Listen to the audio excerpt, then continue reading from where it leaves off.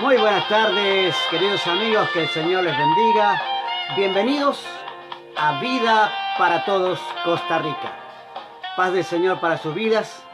Hemos tenido un pequeño retraso en nuestra emisión de hoy, ya que estamos sufriendo aquí en la zona de Pérez una fuerte tormenta, una fuertísima tormenta que cortó la luz por un tiempo. Pensamos que no íbamos a transmitir, pero gracias a Dios la tormenta aminoró, aflojó, y aquí estamos para servirle. Así que bienvenidos a todos los que están mirando en vivo. Gracias por estar allí, por acompañarnos, que el Señor les bendiga. Gracias al Señor por sus vidas damos. Y también a aquellos que nos acompañan siempre mirando el video posteriormente. Recuerden que si el video les es de bendición, por favor compártalo, denle like, ¿no? Y suscribirse también al canal de YouTube Federico Núñez Pastor. No lo saludé respecto de la tormenta, todavía está lloviendo fuerte aquí, ¿no? Federico Núñez, para servirle, mi esposa Flor del otro lado de la pantalla, en la parte técnica, ¿sí? En la parte técnica está mi esposa. En un momento, después en un momento vamos a salir juntos para transmitir también alguna palabra. Pero hoy estamos aquí saludando a todos nuestros amigos, los que nos acompañan a diario, todos los días desde San Isidro. Estamos de San Isidro Pérez Celedón, aquí en Costa Rica, compartiendo una palabra con ustedes. Agradecemos a todos los que nos siguen. Vamos a compartir en esta tarde una palabra en el libro de Jeremías, capítulo 32, versículos 7 hasta el 10. Y el tema de hoy es una señal para el futuro. Dice la palabra así, 32:7. Y me dijo Hanamel, hijo de tu tío Salum, vendrá a pedirte que le compres el campo. Dios le dice a Jeremías esta palabra. Y me dijo, Dios le dijo, Hanamel, hijo de tu tío Salum, vendrá a pedirte que le compres el campo que está en Anatot. Pues tienes el derecho y la responsabilidad de comprarlo por ser el pariente más cercano. En efecto, conforme a la palabra del Señor, mi primo Hanamel vino a verme en el patio de la guardia y me dijo, compra ahora, recuerda esta palabra, compra ahora mi campo que está en Anatot, en el territorio de Benjamín, ya que tú tienes el derecho y la responsabilidad de comprarlo por ser el pariente más cercano. Entonces comprendí que esto era palabra del Señor, y le compré a mi primo Hanamel el campo de Anatot por 17 monedas de plata. Reuní a los testigos, firmé la escritura, la sellé y pagué el precio convenido. ¿Recuerdan la frase que les recalqué? Compra ahora, ¿sí? Compra ahora. En otro pasaje un poco más adelante, en el mismo capítulo 32 y en el verso 25, para recalcar un poco esta idea, el Señor dice, Jeremías dice, Señor mi Dios, a pesar de que la ciudad caerá en manos de los babilonios, tú me has dicho, cómprate el campo al contado en presencia de testigos. Dios le dice, cómprate el campo al contado en presencia de testigos. Compra ahora. Amén. Saben, los cristianos, no digo todos, pero una gran mayoría de cristianos son un poco adictos a las señales. Siempre estamos buscando una señal.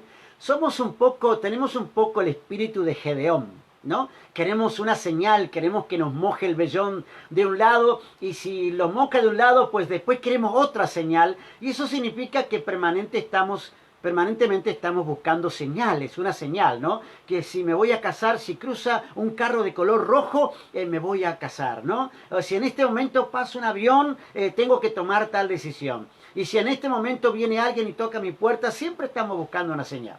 Si hoy el pastor predica sobre tal cosa, siempre estamos buscando una señal para tomar ciertas decisiones, para encarar ciertos proyectos, siempre estamos. Ahora, Dios le da a Jeremías, le da una señal extraña, por cierto, ¿no? Una señal extraña, pero esta señal tiene una directa relación con el futuro, en el futuro de Jeremías, y también con el futuro, obviamente, del país. Tiene una relación directa con el futuro de la ciudad que en ese momento estaba sitiada. Les voy a explicar sobre esto.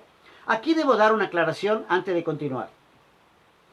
No siempre, escuche esto, no siempre que el Señor da ciertas señales, no las hace con cierta claridad. Es decir, a veces tenemos alguna señal de parte del Señor, pero no siempre las señales son claras, son concretas, lo cual hace que muchas personas tomen malas decisiones porque creen que es la señal de Dios, que en realidad son nada más que sus buenas intenciones o sus buenos deseos. Ahora, cuando Dios te da una señal, sin importar lo difícil que sea o que no sea tan claro, el tema consiste en creerle y hacer aquello que nos dice, aunque esto parezca incoherente.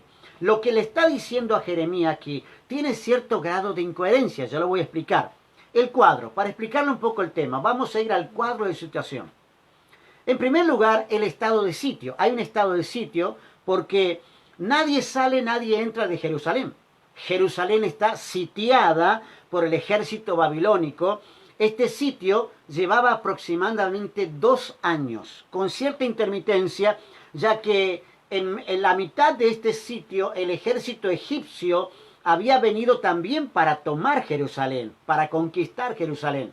Pero encontrándose con la gran cantidad, el numeroso ejército que había desplazado los babilonios hasta Judá para tomar a Jerusalén, encontrándose con este poderoso ejército, el ejército egipcio desistió de tomarla y en ese momento allí estuvieron, dejó de ser sitiada por un instante, por unos meses, pero luego volvieron a sitiar la ciudad que ya llevaba 2 años de sitio.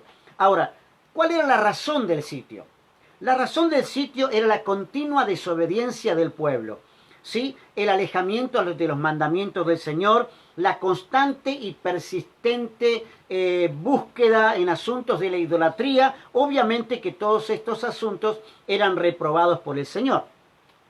En cuanto a la ciudad pasaba uno de sus peores tiempos, uno de sus peores momentos, considerando un sitio que ya llevaba 2 años de tiempo, donde el hambre asociado con el desabastecimiento de alimentos, por causa de que nadie entraba, nadie salía, golpeaba duro al corazón mismo del pueblo y al corazón de todo el pueblo, porque golpeaba a todos por igual, donde cada pedazo de alimento era vendido a altísimos precios, donde había gente que se aprovechaba de lo que tenía y obviamente socavaba a aquellos que eran más pobres, ¿no? Pero obviamente algunos tenían imposibilidad de comprar, la posibilidad de comprar era para pocos. En cuanto a la profecía, estamos hablando un poco de la situación general, ¿no? Del cuadro de situación que en este momento se está viviendo. En cuanto a la profecía se había cumplido la profecía de Jeremías, que le había dicho al rey Sedequías, al rey Sedequías, le había dicho que la ciudad iba a caer en manos del rey de Babilonia. Se lo había anticipado mucho antes de este sitio. Sedequías no hizo caso. También le dijo Jeremías a Sedequías que él mismo se enfrentaría cara a cara con el rey de Babilonia y que éste lo tomaría cautivo y lo llevaría cautivo al exilio, es decir, que iba a ir de alguna manera llevado fuera de su país, ¿no? También le dijo Jeremías, la tercera cosa que le dijo Jeremías, la profecía decía que era inútil que se resistan, que era mejor entregarse para evitar la matanza, porque ya era grande la cantidad de muertos que había en la ciudad debido al hambre y las pestes que en ese momento, provocadas por el hambre y los muertos que estaban allí, causaban estragos dentro de la ciudad. El profeta, vamos un poco al profeta. Estamos hablando, como dije, un poco del cuadro de situación para ir y cerrar con lo que quiero cerrar. Es corto lo que quiero decir, pero tengo que explicar el cuadro para poder llegar al punto. En cuanto al profeta Jeremías, ya vimos un poco el estado de sitio, la razón del sitio, la ciudad, vimos un poco la profecía que se estaba cumpliendo y ahora el profeta. El profeta Jeremías está preso. Había sido arrestado por el rey Sedequías a causa de que a Sedequías no le gustaba lo que Jeremías profetizaba, lo que acabo de decir recién, que la ciudad caería en manos del rey de Babilonia, que él mismo sería llevado cautivo y que era inútil resistir, que era mejor entregarse. Jeremías estaba preso y encarcelado en una cárcel que estaba en el patio de la guardia del Palacio Real. Allí era donde dormían los guardias, donde dormían los soldados. Así que estaba en un lugar totalmente rodeado de soldados, un lugar muy custodiado, una cárcel selecta, digamos, donde estaba Jeremías. Pero sin embargo, a Jeremías podían visitarles algunas personas. Vemos aquí que lo visitaba, por ejemplo, el escriba Baruch, que es el que se va a hacer cargo del título de propiedad, y también algunos parientes, como en este caso el que le va a vender el terreno. Así es el cuadro de situación. Ahora, dos puntos quiero señalar aquí por la palabra para tener en cuenta en estos tiempos. Teniendo en cuenta el cuadro que vimos recién, este cuadro que es totalmente complicado, ¿no? Hay un estado de sitio de 2 años, una ciudad donde nadie entra, nadie sale. La razón de este sitio es la desobediencia, el pecado. La ciudad está golpeada por el desabastecimiento, por el hambre. La profecía que Jeremías Dios estaba cumpliendo literalmente en esos momentos. El profeta que dio la profecía está preso, está encarcelado. Prácticamente todo el tiempo del sitio él estuvo encarcelado. Ahora quiero señalar, como dije, 2 puntos importantes para tener en cuenta en este tiempo y quiero que escuche bien. En primer lugar, los verdaderos profetas de Dios, y señale esto, yo lo marqué aquí en mi apunte, los verdaderos profetas de Dios, aquellos que Dios envía, reciben palabra para el pueblo de Dios en medio de las crisis. Usted me preguntará qué estoy tratando de decir. Lo que estoy tratando de decir es que los verdaderos profetas, los hombres verdaderos de Dios, cuando hay una crisis, aparecen, salen a la luz y dan palabra para guiar al pueblo, algo que hoy no encontramos. En segundo lugar, Dios no abandona a los caídos. Jeremías era uno de sus hombres, uno de sus enviados, y había caído. No caído en pecado, sino había caído preso, encarcelado. Pero Dios, a pesar de que alguien haya caído, cuando un hijo de Dios o cuando un enviado de Dios cae por alguna razón en manos del enemigo, no significa que el enemigo ganó, sino que Dios lo sigue cuidando a pesar de, porque Dios le habla a Jeremías y le demuestra que a pesar de estar detrás de las rejas, Dios todavía sigue estando con Jeremías. Ahora, ¿cuál es la señal? A esto voy, ¿no? Aquí vamos al punto concreto de lo que quiero decir hoy. Dios le dice a Jeremías, compra ahora. Este es el momento de comprar.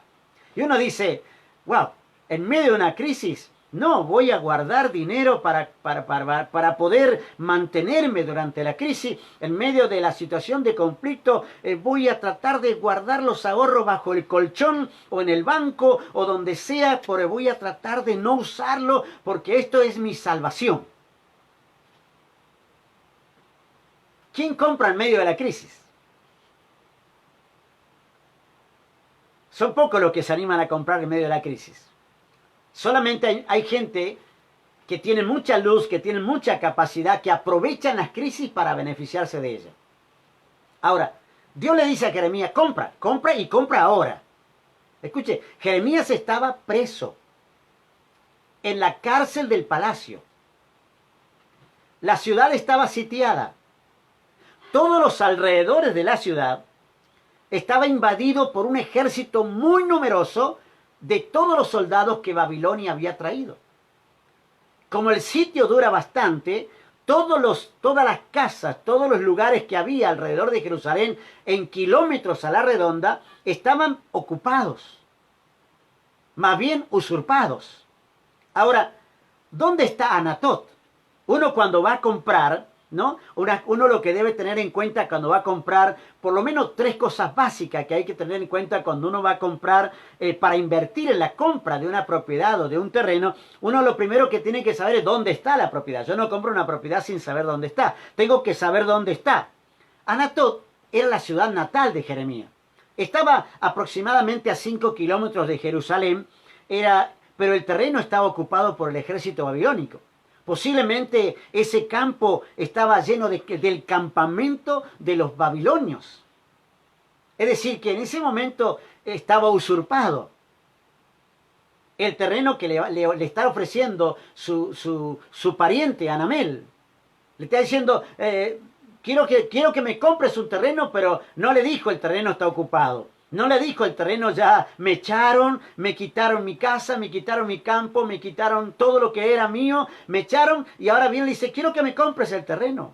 ¿Y quién compraría una cosa así? La otra pregunta es, ¿cuánto vale? Y dice Anamel, bueno, ¿cuánto vale? Seguramente preguntó Jeremías, ¿no? No era que Jeremías estaba desconociendo lo que estaba sucediendo, él sabía lo que pasaba. Y él le dice, 17 ciclos de plata. Y lo tercero que tenemos que averiguar es para qué sirve lo que voy a comprar. ¿Había una posibilidad de construir ahí? En ese momento no. ¿Había una posibilidad de reinversión? En ese momento no.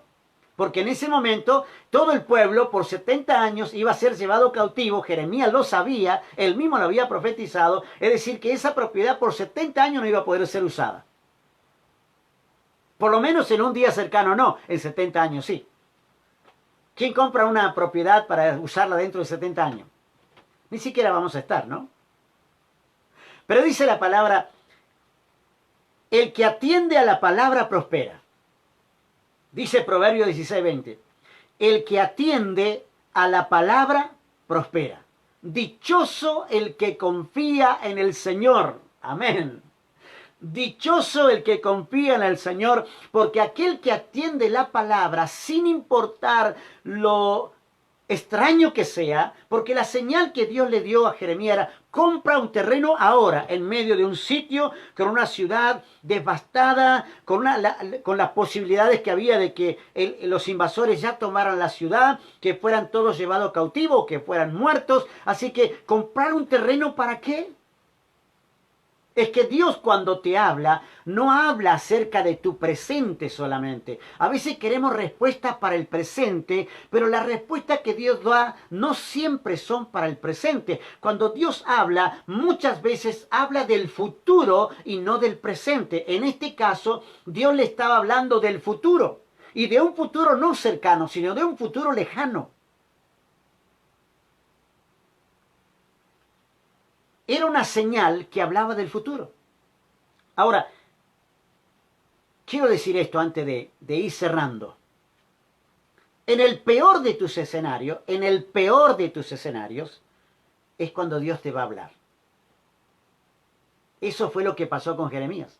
En su peor escenario, preso, sitiado, con hambre, con necesidades, sin amigos, más enemigos que amigos. En el peor de tus escenarios es cuando Dios te va a hablar. ¿Qué debes hacer para ello, no? ¿Qué tenemos que hacer? Dios habla en la más densa oscuridad a sus hijos, no importa en la celda más húmeda que te encuentre, más oscura que te encuentre. Quiero que sepas que en la peor de tus crisis y en el peor de tus escenarios, Dios siempre va a darte una palabra para el presente o para el futuro, pero Dios te va a hablar. En segundo lugar, en el peor de tus escenarios, en la crisis más dura, en el peor momento de tu vida, es cuando tienes que tomar decisiones basadas en la palabra. Jeremías no discutió con el Señor, Señor, pero si yo compro la plata, ¿para qué voy a gastarla si yo no la voy a aprovechar? Dios simplemente hizo caso. Tienes que tomar decisiones basadas en la palabra, pero para ello tienes que conocer la palabra, tienes que saber la palabra, tienes que leer la palabra, tienes que entender la palabra, tienes que hacer lo que otros no hacen. ¿Qué es lo que otros hacen? Ellos venden, tú compras. Ellos compran lo perecible, tú compras lo que no perece. Ellos están desesperados, tú no, estás aprovechando el momento. Querido amigo, querido hermano, este tiempo es un tiempo de aprovechamiento, este tiempo es un tiempo de bendición. Dios va a usarte como ejemplo para los demás. Imagina la sorpresa de los testigos cuando Jeremías estaba haciendo la transacción por 17 ciclos de plata.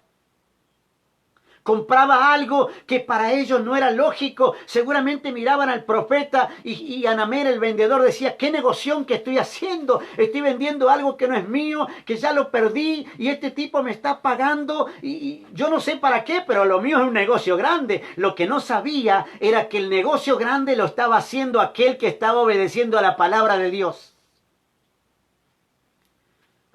Y por último, Dios va a demostrarte no solamente que Él habla en los peores de tus escenarios. Dios va a demostrarte que tienes que tomar decisiones basadas en la palabra, que Dios va a usarte como ejemplo para los demás y por último, que Dios va a demostrarte que para Él nada es imposible. absolutamente nada, que Él va a hacer que salgas de la crisis, pero que cuando salgas vas a salir bendecido. Pero tienes que tomar decisiones en la crisis. Tienes que basarte tus decisiones en la palabra. Tienes que buscar a Dios, dice la palabra en Mateo 7:24. Por tanto, todo el que me oye estas palabras y las pone en práctica es como un hombre prudente que construyó su casa sobre la roca. ¿Conocen este pasaje? El que me oye estas palabras y las pone en práctica. No se discute la palabra del Señor, hay que ponerla en práctica. Cierro con este pensamiento.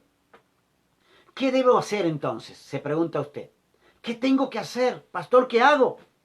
Si estás viviendo el peor escenario de tu vida, acércate al Señor para que te hable. Acércate a Dios. Busca en oración al Señor para que Él te hable qué hacer. En el peor momento no tienes que huir de Dios. Acércate a Dios para que Él te dé palabra. Porque Dios habla a sus hijos en medio de las crisis y en las más oscuras lugares que puedas estar. En segundo lugar, toma decisiones basadas en la palabra. No hagas decisiones basadas en tus conocimientos, en tus experiencias, en tus cálculos matemáticos. Haz decisiones, toma decisiones basadas en la poderosa palabra de Dios. Y en tercer lugar, no hagas caso de lo que otros dicen. Sé obediente. Solo haz lo que se te dice. Sé obediente. Algunos te van a decir, estás loco. ¿Cómo vas a comprar ahora? Vas a perder dinero. Vas a tirar el dinero. No conviene ahora comprar. Dios dice, sé obediente. Hazme caso. Compra. Porque yo sé que la bendición va a venir luego. Y por último, recuerda la promesa eterna del Señor.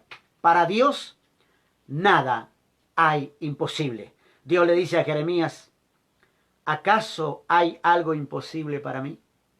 Nada es imposible para Dios. Compra. Toma decisiones en medio de esta crisis, en medio de esta pandemia. Toma decisiones. Tú sabes lo que tienes que hacer. Estoy hablando a algunos que tenían dudas acerca de qué hacer. Es para ti esta palabra. Tómala en el nombre de Jesús. Déjame orar. Padre, te doy gracias en este día por tu gran amor. Gracias por tu palabra. Que esta palabra toque el corazón de aquellos que están decidiendo, que están tomando decisiones. No permitas que nadie te engañe. No permitas que nadie te diga no. Haz lo que tengas que hacer basado en la palabra que Dios te da y Dios te va a bendecir. Bendigo tu vida, bendigo tu casa, bendigo tu negocio, bendigo tu empresa, bendigo tu emprendimiento, bendigo lo que vas a empezar hoy en el nombre de Jesucristo de Nazaret. Gracias, muchas gracias por acompañarnos en este día. Gracias a todos los que nos ven y nos siguen por Facebook en vivo todos los días. Dale like, compartí el video, suscríbete con la campanita a nuestro canal de YouTube Federico Núñez Pastor y recuerda, quédate en casa. Estamos luchando por la vida nuestra, por la vida de los seres queridos y también por la vida de todo lo demás. Mañana nos volvemos a encontrar aquí a las 6 de la tarde, hora de Costa Rica, hora de Centroamérica, 6 p.m. hora de Centroamérica, ¿sí? Recuerda, aquí estamos todos los días a la misma hora. Y mañana quiero que estés presente otra vez cuando vuelvas a escuchar. Bienvenidos a Vida para Todos, Costa Rica. Dios te bendiga.